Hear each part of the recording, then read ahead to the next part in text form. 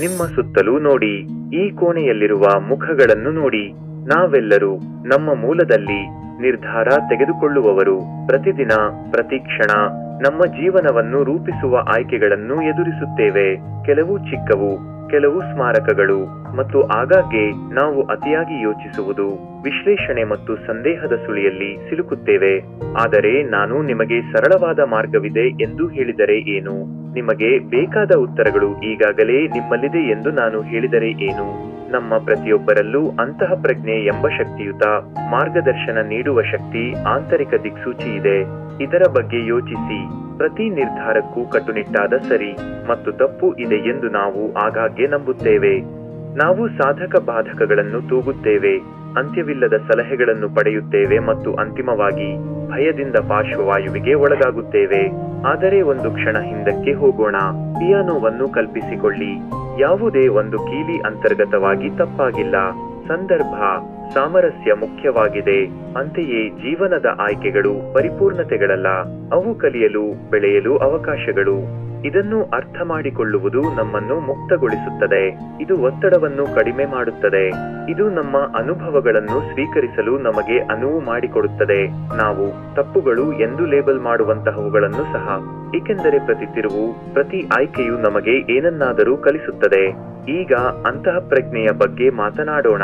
ಇದು ಕೇವಲ ಕರುಳಿನ ಭಾವನೆಯಲ್ಲ, ಇದು ಹೆಚ್ಚು ಆಳವಾದ ಅರಿವು. ಇದು ನೈಜ ಸಮಯದ ಮಾರ್ಗದರ್ಶನವನ್ನು ಒದಗಿಸುವ, ಅಪಾಯದಿಂದ ನಮ್ಮನ್ನು ರಕ್ಷಿಸುವ ಮತ್ತು ಅವಕಾಶಗಳ ಕಡೆಗೆ ನಮ್ಮನ್ನು ಸೂಚಿಸುವ ಆಂತರಿಕ GPS ನಂತಿದೆ. ಆದರೆ ಆಗಾಗ್ಗೆ ನಾವು ಅದನ್ನು ನಿರ್ಲಕ್ಷಿಸುತ್ತೇವೆ. ನಮ್ಮ ಆಂತರಿಕ ಧ್ವನಿಯ ಶಾಂತವಾದ ಪಿಸುಮಾತುಗಳಿಗಿಂತ ಹೊರಗಿನ ಪ್ರಪಂಚದ ಶಬ್ದಗಳಿಗೆ ಆದ್ಯತೆ ನೀಡುತ್ತೇವೆ ಮತ್ತು ನಂತರ ನಾವು ಪಶ್ಚಾತ್ತಾಪ ಪಡುತ್ತೇವೆ. ಹಾಗಾದರೆ ನಾವು ಈ ಅಂತಃಪ್ರಜ್ಞೆಯನ್ನು ಹೇಗೆ ಪ್ರವೇಶಿಸುವುದು? ಅತಿಯಾಗಿ ಯೋಚಿಸುವ ಜಟಿಲದಲ್ಲಿ ಸಿಲುಕದೆ ನಾವು ಜೀವನವನ್ನು ಹೇಗೆ ನ್ಯಾವಿಗೇಟ್ ಮಾಡುವುದು? ಮೊದಲನೆಯದಾಗಿ ನಾವು ಮೂಲಭೂತ ಸತ್ಯವನ್ನು ಗುರುತಿಸಬೇಕು. ನಮಗೆ ಈಗಾಗಲೇ ತಿಳಿದಿದೆ, ಆಳದಲ್ಲಿ ನಮ್ಮ ಅಗತ್ಯಗಳು, ನಮ್ಮ ಆಸೆಗಳು, ನಮ್ಮ ನಿಜವಾದ ಗಮ್ಯಸ್ಥಾನಗಳ ಬಗ್ಗೆ ನಮಗೆ ತಿಳಿದಿದೆ. ನಾವು ಈ ಆಂತರಿಕ ಜ್ಞಾನವನ್ನು ನಂಬಬೇಕಾಗಿದೆ. ಎರಡನೆಯದಾಗಿ ನಾವು ನಮ್ಮ ಮನಸ್ಸನ್ನು ಶಾಂತಗೊಳಿಸಲು ಕಲಿಯಬೇಕು. ಗೊಂದಲಗಳಿಂದ ತುಂಬಿದ ಜಗತ್ತಿನಲ್ಲಿ ನಾವು ಮೌನಕ್ಕೆ ಸ್ಥಳವನ್ನು ರಚಿಸಬೇಕಾಗಿದೆ. ಧ್ಯಾನ, ಪ್ರತಿಬಿಂಬ ಅಥವಾ ಪ್ರಕೃತಿಯಲ್ಲಿ ಶಾಂತವಾದ ನಡಿಗೆಯಂತಹವು ನಮ್ಮ ಅಂತಃಪ್ರಜ್ಞೆಗೆ ಹೊಂದಿಕೊಳ್ಳಲು ಸಹಾಯ ಮಾಡುತ್ತದೆ. ಮೂರನೆಯದಾಗಿ ನಾವು ಕಾರ್ಯನಿರ್ವಹಿಸಬೇಕು. ಅಂತಃಪ್ರಜ್ಞೆಯು ಕೇವಲ ತಿಳಿಯುವುದರ ಬಗ್ಗೆ ಅಲ್ಲ, ಇದು ಮಾಡುವುದರ ಬಗ್ಗೆ. ಅದು ನಮ್ಮನ್ನು ಸವಾಲು ಮಾಡಿದರೂ ನಮ್ಮ ಆಂತರಿಕ ಮಾರ್ಗದರ್ಶನವನ್ನು ಅನುಸರಿಸುವ ಧೈರ್ಯವನ್ನು ಹೊಂದಿರುವುದು. ಮತ್ತು ಹೌದು, ಕೆಲವೊಮ್ಮೆ ನಾವು ಎಡವುತ್ತೇವೆ, ಆದರೆ ಆ ಎಡವುವಿಕೆಗಳು ಪ್ರಯಾಣದ ಭಾಗವಾಗಿದೆ. ಅಂತಃಪ್ರಜ್ಞೆಯು ಶಕ್ತಿಯುತ ಸಾಧನವಾಗಿದೆ, ಆದರೆ ಇದು ಮ್ಯಾಜಿಕ್ ದಂಡವಲ್ಲ. ಇದು ಉತ್ತಮ ಆಯ್ಕೆಗಳನ್ನು ಮಾಡಲು, ಹೆಚ್ಚಿನ ಆತ್ಮವಿಶ್ವಾಸ ಮತ್ತು ಸ್ಪಷ್ಟತೆಯಿಂದ ಬದುಕಲು ಸಹಾಯ ಮಾಡುತ್ತದೆ. ಅಂತಃಪ್ರಜ್ಞೆಯನ್ನು ಪರಿಣಾಮಕಾರಿಯಾಗಿ ಬಳಸಲು ಈ ಅಂಶಗಳನ್ನು ನೆನಪಿಡಿ. ಅದನ್ನು ನಂಬಿರಿ. ಇದು ವಿಶ್ವಾಸಾರ್ಹ ಮಾರ್ಗದರ್ಶಿ. ನಿಮ್ಮ ಮನಸ್ಸನ್ನು ಶಾಂತಗೊಳಿಸಿ, ಮೌನಕ್ಕೆ ಸ್ಥಳವನ್ನು ರಚಿಸಿ, ಕಾರ್ಯನಿರ್ವಹಿಸಿ, ಅದರ ನಿರ್ದೇಶನವನ್ನು ಅನುಸರಿಸಿ. ತಪ್ಪುಗಳಿಂದ ಕಲಿಯಿರಿ, ಅವು ಬೆಳವಣಿಗೆಗೆ ಅವಕಾಶಗಳು. ತಾಳ್ಮೆಯಿಂದಿರಿ. ಅಂತಃಪ್ರಜ್ಞೆಯನ್ನು ಅಭಿವೃದ್ಧಿಪಡಿಸಲು ಸಮಯ ತೆಗೆದುಕೊಳ್ಳುತ್ತದೆ. ನಾವು ನಮ್ಮ ಅಂತಃಪ್ರಜ್ಞೆಯನ್ನು ನಂಬಿದಾಗ ನಮ್ಮ ಜೀವನದಲ್ಲಿ ಪವಾಡಗಳು ತೆರೆದುಕೊಳ್ಳುವುದನ್ನು ನಾವು ನೋಡುತ್ತೇವೆ. ನಾವು ಸಂತೋಷ, ಶಾಂತಿ ಮತ್ತು ಉದ್ದೇಶವನ್ನು ಕಂಡುಕೊಳ್ಳುತ್ತೇವೆ. ಆದರೆ ಇಲ್ಲಿ ಸವಾಲು ಇದೆ.